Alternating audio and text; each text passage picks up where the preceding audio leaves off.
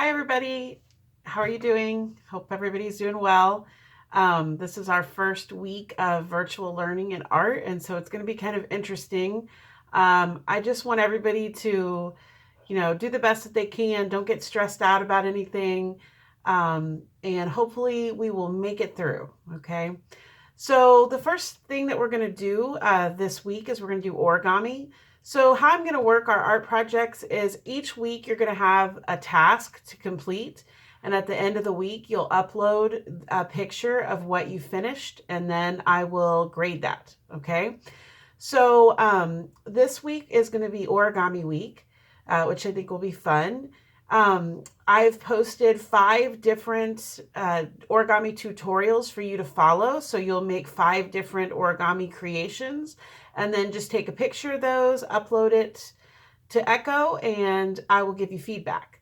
So the hardest thing that you guys are going to have to deal with about making origami is just finding the paper, because I know a lot of you probably don't have, a whole art studio at your home of papers to use, and that's fine. You can use a lot of different papers. This is just a piece of junk mail. You could use junk mail. Here's a piece of paper from a magazine. You could use that. Here's some old Christmas wrapping paper. You could use that. This is just a piece of scrapbooking paper. So if anybody in your family does scrapbooking, that works really well. And you can even use a piece of brown paper from like a shopping bag. So, when you go to the grocery store, ask for paper instead of plastic, and bam, you've got some paper to use for your origami project. And in fact, this piece I used a brown paper bag. This is going to be your first project, is the old-fashioned fortune teller. If you ever made these when you're in elementary school, they're a lot of fun. But they do have to be a square. So I've also posted a video about how to get your paper into a square. Most paper comes in a rectangle, but for origami, it needs to be in a square. So make sure you watch that video first on how to get your paper into a square. One last tip is that the larger the paper it is, the easier it is to fold.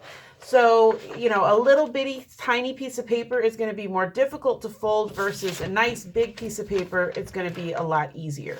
So try to find as big a piece of paper as you can, especially if you've never done origami before and you're a little bit worried about doing it. Okay. So that is your first task for this week. It should be fun. I can't wait to see all the things that you create. Please feel free to email me. I'm happy to chat with anybody. I think later this week we might try to do a WebEx chat with the whole class, but I'll have to see if I can figure out how to set that up. So I've never done that before, but we'll figure it out at some point. So hope everybody's well. I really miss you guys. It's just hard to be here and not be able to go anywhere or see anyone. But it is a good time to make some art. So hopefully the art projects will help you get through this and won't be too stressful. Okay, bye.